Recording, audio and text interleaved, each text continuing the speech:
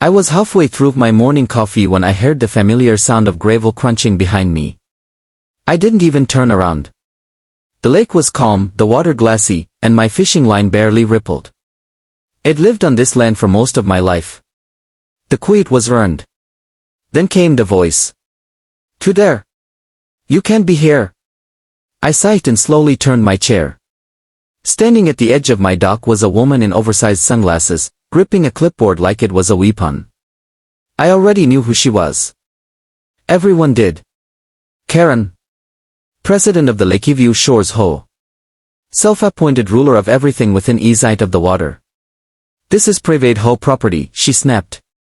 "You need to leave immediately." I gestured around casually. "I'm on my dock."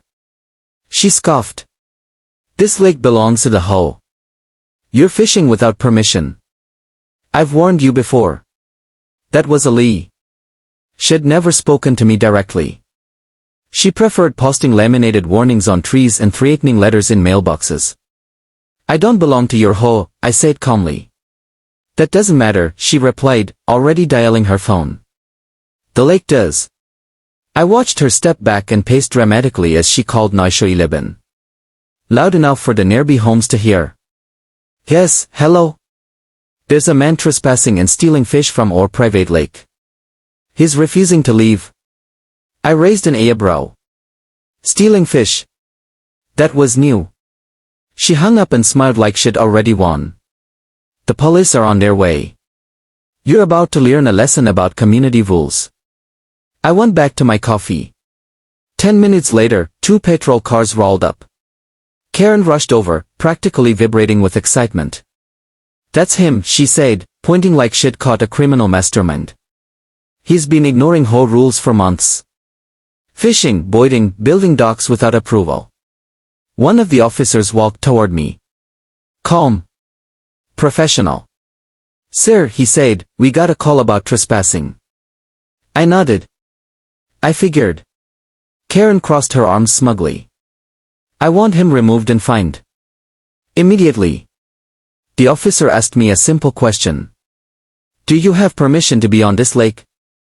I stood up slowly. I owned it. Ooh. Karen burst out laughing. "That's hilarious. The HOA owns this lake. Everyone knows that." The second officer glanced at the shoreline, then at my dock. "Sir, do you have documentation?" I reached into the waterproof box bolted to the dock and pulled out a folded, weathered copy of the deed. I handed it over without a word. The officer unfolded it. His expression changed. Karen's smile started to crack. "That's fake," she snapped. "He probably printed that off the internet." The officer didn't respond. He walked back to his car and began checking records. Minutes passed. Karen's voice got sharper. "Well, arrest him." The officer returned, holding the paper carefully. "Ma'am," he said, "this deed is legitimate." She blinked. "What?" "This lake," he continued, "including the water, shoreline, and access rights, has been privately owned since Nishononobwe." Karen's face drained of color. "And," the officer added, "it's owned by him." The lake went silent. Karen looked nervously. "That's impossible. Our HOA maintains this lake. We stock it, we make the rules." The officer shook his head. "Maintenance doesn't equal ownership." She turned to me, her voice suddenly sweet. "Why didn't you say something earlier?" I shrugged. "You never asked. You just called the cops." The second officer cleared his throat. "Ma'am, filing a false police report is a serious matter." Her head snapped around. "I wasn't false. I believed it." "Belief doesn't override property law," he replied. Karen started flipping through her clipboard, papers fluttering to the ground. "This can't be right. All residents pay lake dues. We have signs everywhere." I finally spoke again. "You've been charging people for access to something you don't own." Her mouth opened. Closed. Opened again.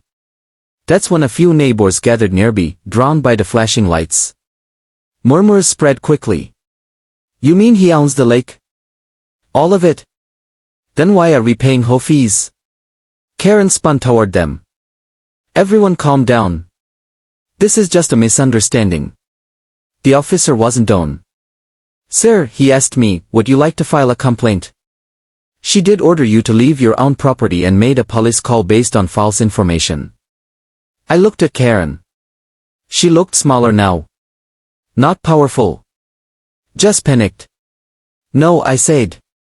I think the truth is enough. The officer nodded. Very well. Before leaving, he turned back to Karen. I strongly suggest you stop enforcing HOA rules on property you don't own.